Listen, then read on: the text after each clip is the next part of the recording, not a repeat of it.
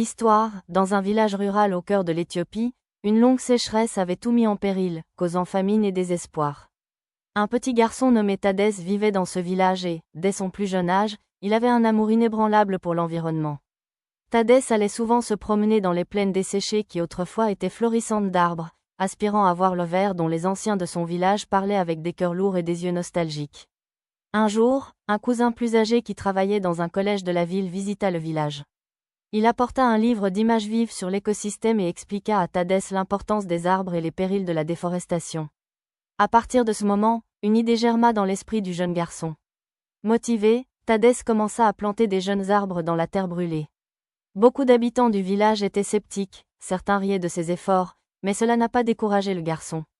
La terre-mère a besoin de nous, dit-il. Ses mains étaient petites et couvertes de coupures, son dos endolori d'avoir été penché pendant des heures, mais son esprit était aussi inébranlable que le chêne puissant. Jour après jour, Tadès se réveillait avant l'aube, travaillait sous le soleil impitoyable jusqu'au coucher du soleil, soignant ses jeunes arbres, s'occupant des jeunes plantes. Sa détermination a touché une corde sensible chez les anciens. Ils se souvenaient de leur enfance, une époque où le village était enveloppé dans l'étreinte de la nature, et ont décidé de soutenir Tadès. Ils ont commencé à réunir des jeunes arbres, travaillant aux côtés du garçon, alors que sa mission solitaire devenait un effort communautaire. Des années ont passé et le village s'est transformé. La terre stérile a éclaté sous un débordement de verdure, les lignes de faille ont disparu sous les myriades d'arbres. Les oiseaux qui s'étaient longtemps envolés sont revenus à leur nid, donnant de la musique au matin silencieux.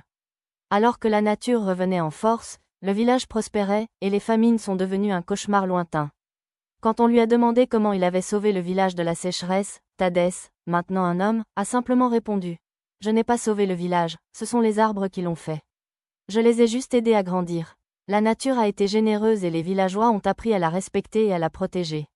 Ils ont enseigné à leurs enfants l'importance de maintenir un équilibre avec la nature, de rendre à la terre-mère, de la grande leçon de Tadès. » L'histoire du courage audacieux de Tadès et de sa détermination inébranlable s'est propagée au-delà des frontières du village, résonnant dans l'esprit des gens comme un conte d'espoir et de résurgence.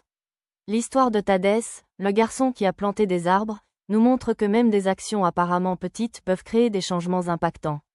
L'amour de Tadès pour la nature et sa persévérance indéterminée est un parangon de l'esprit africain. Elle nous enseigne que nous devons respecter et chérir notre environnement, car nos vies sont profondément interconnectées avec la nature. L'histoire met en avant le pouvoir de l'unité, que quand les individus se rassemblent pour une noble cause, l'impossible devient réalisable. Par-dessus tout, elle met l'accent sur la patience et la prévoyance, des valeurs profondément enracinées dans les sociétés africaines. Le succès n'est pas instantané, et comme les jeunes arbres que Tadès a plantés, il faut du temps, des soins et un esprit nourricier pour porter ses fruits. Abonnez-vous pour découvrir d'autres histoires africaines vraies. Soutenez la chaîne pour faire vivre cette sagesse.